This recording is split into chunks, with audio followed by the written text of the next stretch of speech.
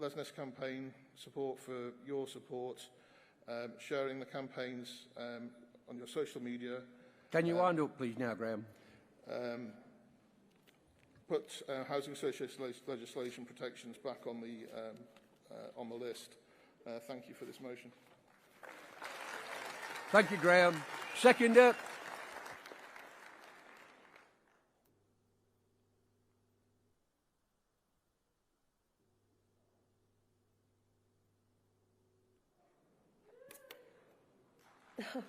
President, Vice President, gentlemen, esteemed guests. I'm Ashley R, Southern Region, seconding motion 270. First time speaker, first time delegate.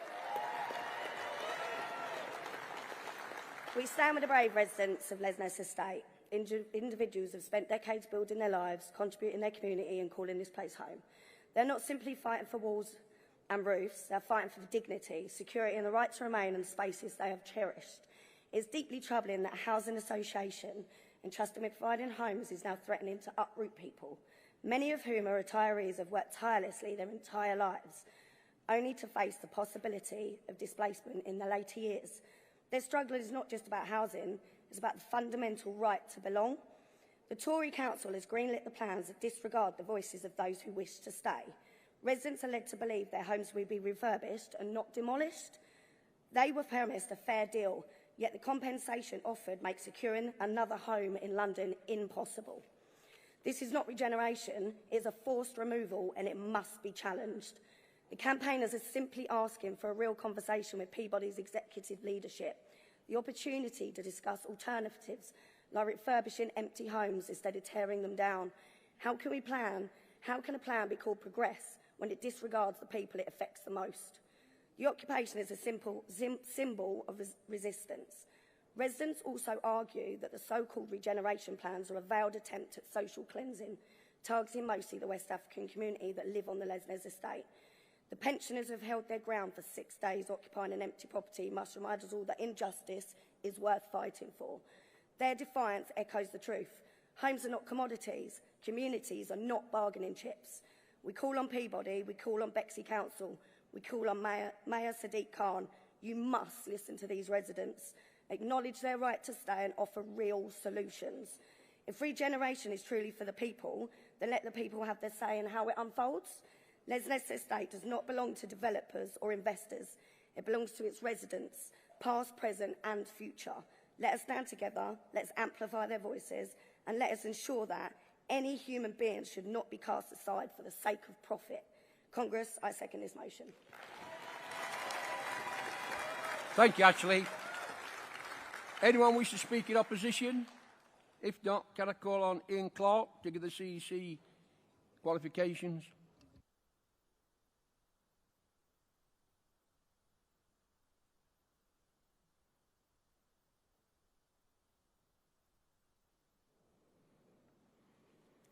President, Congress, Ian Clark, Midlands Region, speaking on behalf of the CEC to outline the stance on motions 268, 270. On motion 268, Council Tax, a fairer system for all, from London Region, the CEC shares the motion's fundamental goal. Council tax must be modernised so it can stop hitting the poorest household hardest while starving local authorities of stable revenue. Congress will recall that our 2019 special report on local government and austerity set out exactly that ambition, a fair, progressive, redistributive framework for local funding. Motion 268 sits squarely within that policy. Our qualification is a simple one of leverage. Central government alone can legislate systematic reform. Our direct lobbying power in Westminster is this issue will always be limited. The GMB can most effectively improve members' living standards today is by winning better pay conditions for the lowest paid staff inside local government and beyond. We therefore urge Congress to support motion 268 with this practical qualification. Turning now to motion 270, support for Lesness occupation and campaign text with Southern Region. The campaign in Lesnes shines a light on national problem. Ageing housing estates allow the decay until demolition appears inevitable. GMB backs the residents' fight for safe, well-maintained homes. Our qualification, however, concerns resources. Whether to donate funds or to amplify campaigning on social media rightly rests with the individual branches and regions. They know their budgets and local priorities best. The CEC therefore supports the motion while affirming that any financial or promotional contributions remain at branch and regional discretion. In summary, Congress, the CEC recommends that both motions 268, 270 will be carried with the stated qualifications. Should these qualifications not be accepted, we would ask Congress to oppose. Thank you. Thank you, Ian. Okay, Congress, I'm now going to suspend business on those motions as I've been told that our political speaker is here and she's on a tight schedule. So let me introduce. When we met in Bournemouth last year, it was during the general election campaign. Then on the 4th of July, the UK voted for change. Finally, after 14 long years, we saw the back of that dreadful the Tories and elected a Labour government. This is the first GMB Congress held under a Labour government since 2009. When we gathered in Blackpool, we heard from the then Prime Minister Gordon Brown. I'm delighted to say that in 2025, we are now joined by another senior government minister. Just as important to us, she is also a long-standing GMB member. Congress, please join me in welcoming Rachel Reeves MP, Chancellor of the Exchequer, to address Congress.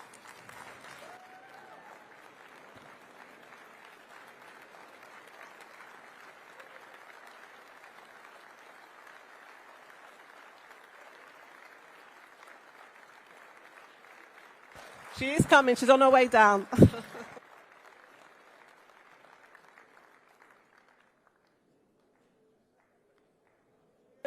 No, she is coming. I promise you. I promise you.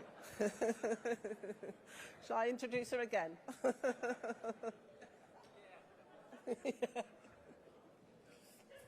say this. She was just getting down on the way down. It was just Okay, look, if you want to sit down, I'll introduce her again. I will introduce her again.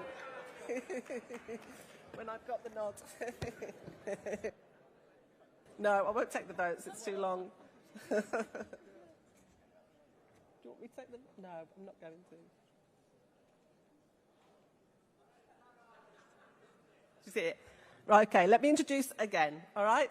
Congress, please join me in welcoming Rachel Reeves MP, Chancellor of the Exchequer, to address Congress.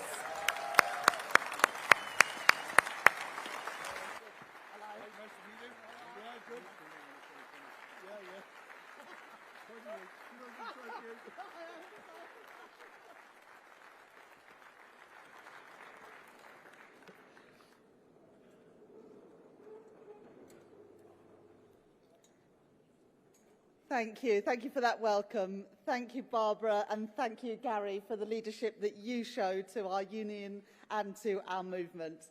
It's great to be back in Brighton, and it's a privilege to be back at the GMB Congress as a proud member of the GMB Union.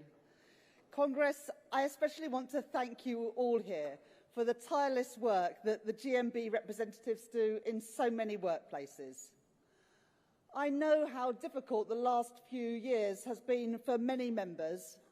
From the pandemic through the cost of living crisis, working people paid the price for the Conservatives' failure, for their austerity, for their undermining of our public services, and for Liz Truss's fantasy economics. Never let anyone forget what the Conservatives did to our country. Never trust them again with our health service, with our schools, or with British industry.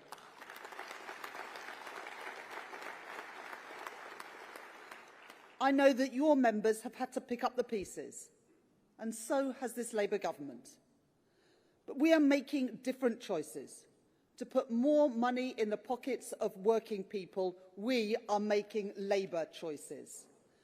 And the choice in October to give a pay rise to 3 million workers of up to £1,400 a year by raising the national living wage, a national minimum wage created by Labour, raised by Labour too, together with amending the remit of the Low Pay Commission, so that for the first time, the living wage will take into account the cost of living. The choice of our Employment Rights Bill, the biggest upgrade to workers' rights in a generation, a key part of our plan to make work pay for working people. Banning exploitative zero-hour contracts and unscrupulous fire and rehire practices, strengthening sick pay and bringing the outdated, unfair, conflictual industrial relations framework that we inherited from the Conservatives into the 21st century. That is the choice that this government is making. And another choice, one that I know was very close to the heart of our former president, the late, great Mary Turner. Our decision announced last week to extend free school meals to an extra 500,000 kids, to save working families up to 500 years and lift 100,000 children out of poverty. That is the difference a Labour government makes. That is a testament to Mary's campaigning.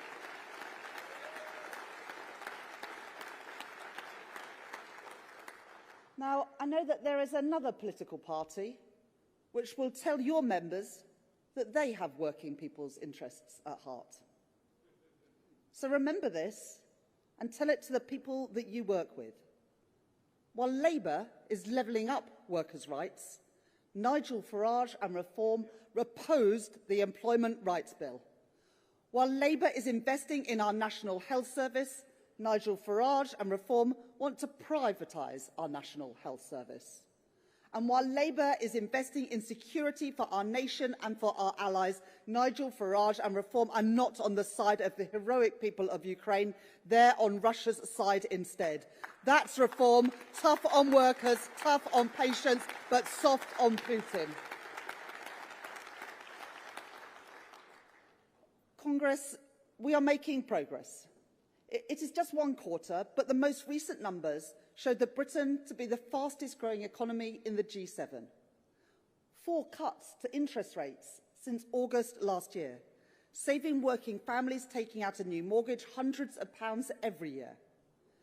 And real wages have risen more in the first 10 months of this Labour government than they did in the first 10 years of the last Conservative government.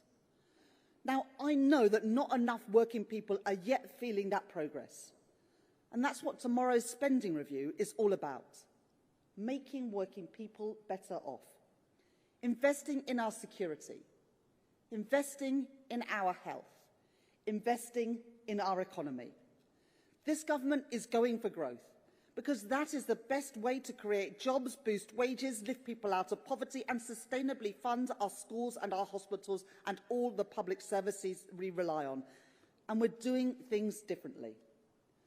Because unlike the Tories, I don't think that the only good thing that a government can do is get out of the way. I believe in an active government, working alongside industry and trade unions to drive our shared prosperity. That is why we will be publishing our modern industrial strategy later this month. An industrial strategy based on genuine partnership between government, industry and trade unions. And that is why tomorrow we will be allocating an extra £113 billion of investment, maintaining public investment at its highest sustained levels since the 1970s. And unlike the Tories, I know that we can't build a strong economy on the contribution of just a few people, a few industries, or a few parts of our country. We're going for growth, growth in every part of our country, with the benefits felt in every part of our country. So we are investing right across Britain. That's why I was pleased to announce last week the biggest ever investment, £15.6 billion, in transport links within our city regions and their surrounding towns. Better linking up Liverpool with St Helens, Manchester with Rochdale, Sheffield with Rotherham, Leeds with Bradford, and Birmingham with Solihull. And tomorrow there will be more. We promised investment in every part of Britain, and that is what I will deliver tomorrow. And Congress, I know the contribution your members make to the defence of our country, in aerospace, in defence, and in shipbuilding. And I know that the first duty of any government is to keep our citizens safe. Today, we live in a dangerous world where new threats demand a new response. So we are investing in the defence of our country and in the strength of our defence industry, in the good union jobs that come with it, and in the communities that rely on them, bringing defence spending up to 2.6% of GDP within 2 years, investing in a battle-ready nation supported by homegrown technologies, and investing in British jobs and British industry, including the investments that we have set out today in our nuclear defence, in Plymouth and in Derby, in Barrow and in the Clyde. If you want a taste of what that can mean for working-class communities, look at our plan for Barrow. Good, proud work for people in Barrow, building Britain's nuclear submarines, providing training and opportunities for our young people, decent pay that flows back into the local economy and high street, and a partnership between the Labour Council, this Labour government, and BAE Systems to invest in the regeneration of the town centre. Pride in your work, pride in your community, a strong Britain with strong defences, resting on the talent, the effort, and the prosperity of working people.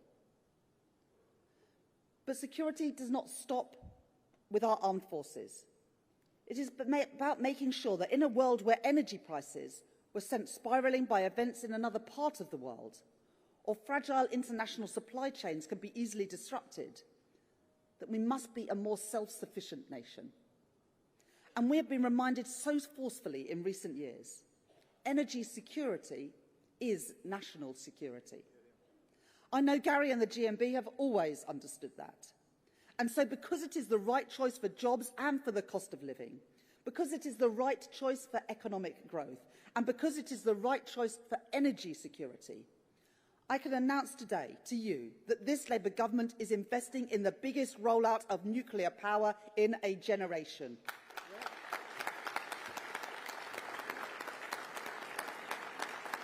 This government is giving our full backing to the Sizewell C nuclear plant, providing £14.2 billion of additional funding for the first directly state-funded nuclear power station since 1988, producing the energy to power 6 million homes, employing 10,000 people, supporting thousands more jobs across the UK, including 1,500 apprenticeships, and putting hundreds of millions of pounds into the supply chain. And that's not all, Congress.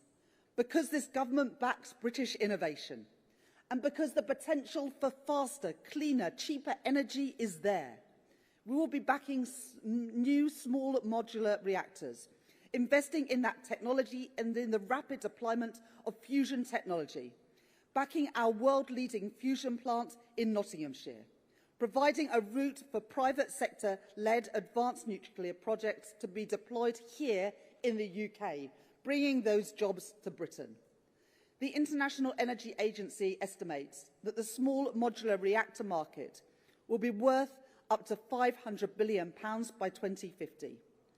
So if we want those jobs, we want that wealth, and we want to lead the world, then we must act today. And we are. To start, that means investing £2.5 billion to enable one of the world's first small modular reactor programmes, supporting 3,000 jobs in the East Midlands in the process. A first step towards our ambition for a full fleet of small modular reactors across our country. And I can tell you today that following a 2-year competition, we have selected the preferred company to partner with Great British Nuclear to develop small modular reactors. That preferred partner is Rolls-Royce, a great British business based in Derby.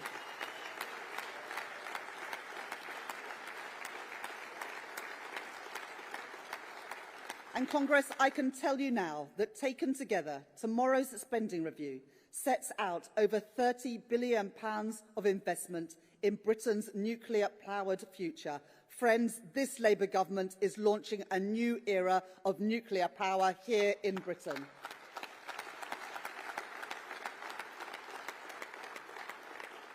And as we build for transport, for jobs, for energy, that will mean jobs in British supply chains for our young people. Today's announcements are another step towards that great British nuclear ambition to make sure 70% of its future fleet is made here with homegrown content. We've already taken steps to modernise our approach to public procurement with simpler rules and a focus on growth here at home. And we will look to go even further to reform and streamline those procurement processes. And because our industrial ambitions rely on the ambitions and the talents of our young people, we will break down the barriers that those young people face in getting the skills and opportunities they want and deserve. And a strong national economy, investing in new nuclear, new transport, new military hardware will mean something else too. New orders for steel. Steel made in Britain.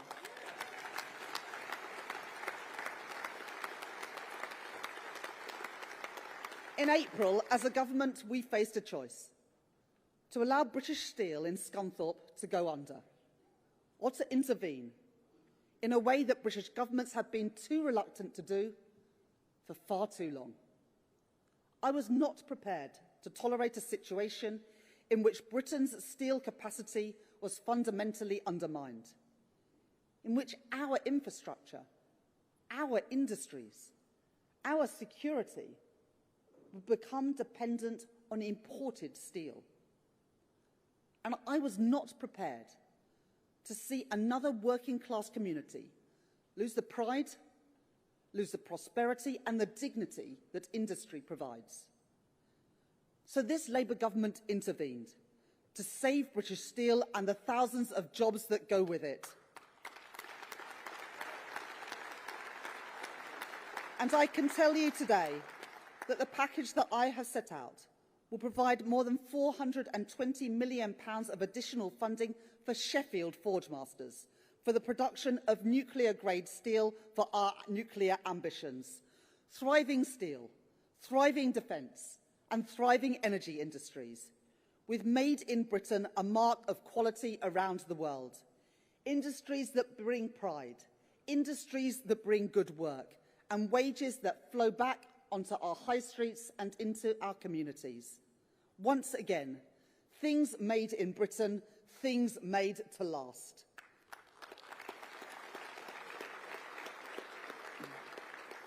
Congress, I know whose side I am on.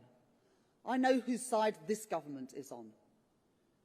We promised you a government in the service of working people, a government backing Britain's industry, backing Britain's jobs, and backing Britain's workers. Consider that a promise made and a promise kept. Thank you, Congress.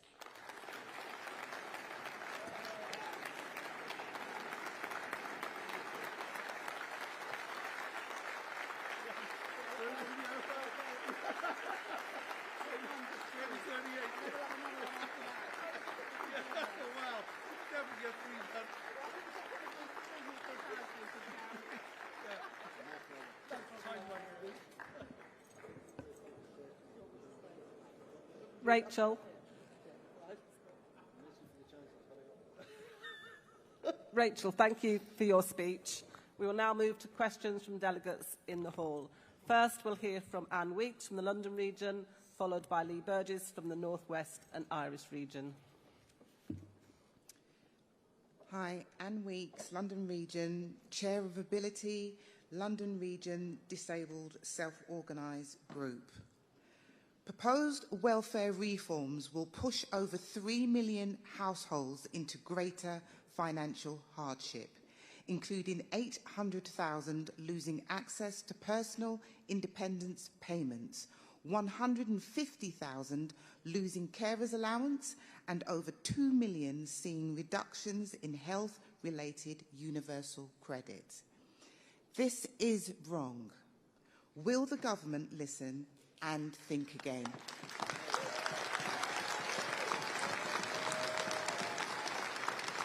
Thank you for that question.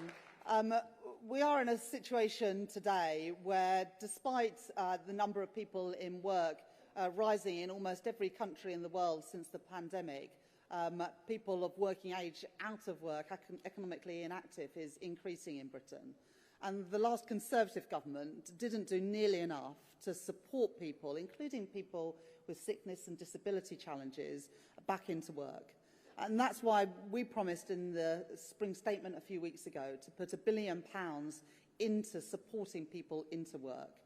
We know that with the right support, there are millions of people who would like to work, who can work, and with the support would be able to get back into work. So alongside the changes we're making, which will still see the number of people on personal independence payments increase during this Parliament, we'll still see the amount of money spent on sickness and disability benefits increase in this Parliament, that we will support people as well to get back into work. But the current system that we have today is not sustainable. And I want to ensure that the welfare state is there for future generations. But to do that, we do need to make sure that everyone who can work is given the support and the dignity that work can provide for so many people. And so, of course, we will always protect those who can't work, but more needs to be done to fulfil the ambitions of people with disabilities themselves to get back into work and have a career and a vocation that they can be proud of and contribute to their finances and also the nation's finances. Thank you. And apologies, it's Keir Wilson from North Western Irish Region. Hi, Keir Wilson, North Western Irish Region. The government's increased investment in defence is very welcome, but it must be matched by action to grow the skilled workforce that national security depends on. What guarantees can the government give that will prioritise UK-based jobs and apprenticeships, particularly in places like Barrow? Yeah.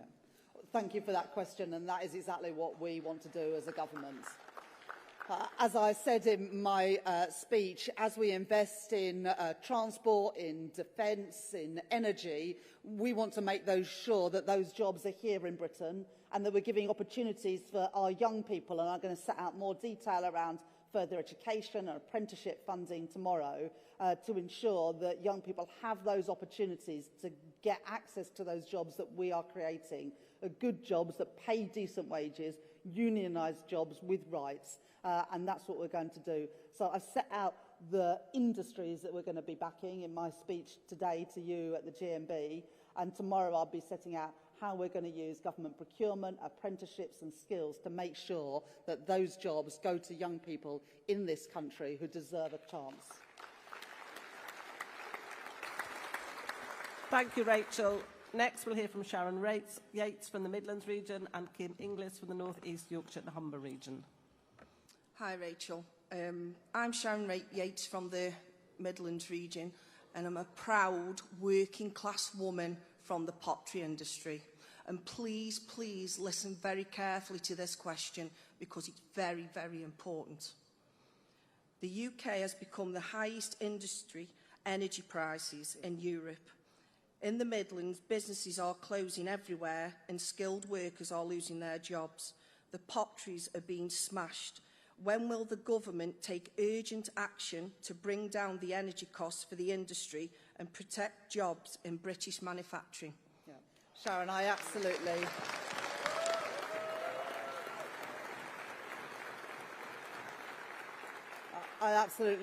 get the point that you make, Sharon, and people in this room will know that it is ceramics, it is steel, it is cement, it is agriculture. It is a whole range of sectors where energy prices are making our British businesses uncompetitive with our counterparts around Europe, where energy prices for industry are lower. Now, we're going to be setting out the spending review tomorrow, but a couple of weeks after that, myself and Johnny Reynolds, the Business Secretary, will be announcing our industrial strategy focused on those 8 key sectors, but we will absolutely come forward with a plan to ensure that our intensive energy industries in the UK, including the potteries industries in Stoke and other parts of the Midlands, can be competitive and can succeed in this tough environment. So absolutely understand what you're saying. We are focused on it as a government, and you'll hear more on that later this month.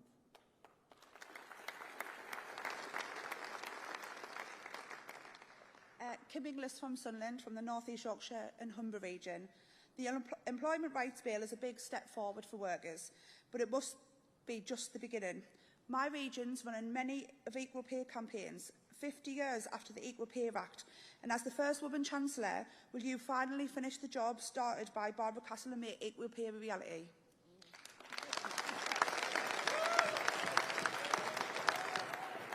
Well, thank you very much for that question, and it's a campaign very close to my heart. It's now 55 years since Barbara Castle introduced that equal pay legislation, and yet the pay gap between men and women is still around 15%.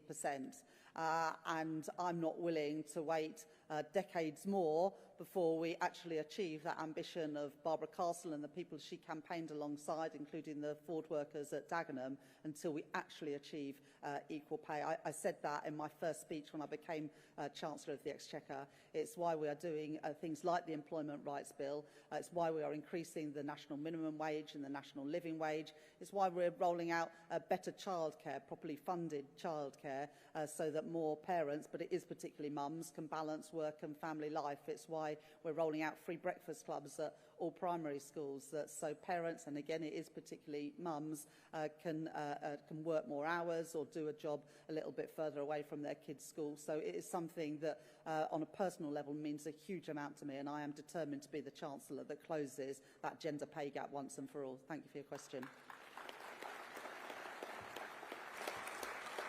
Chancellor, thank you.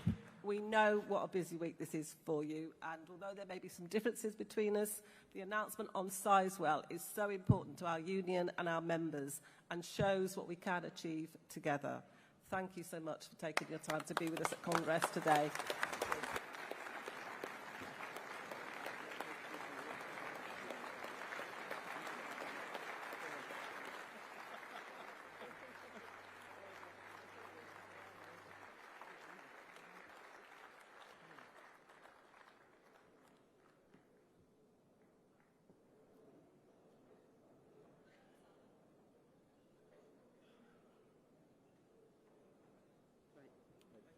Thank you, Rachel.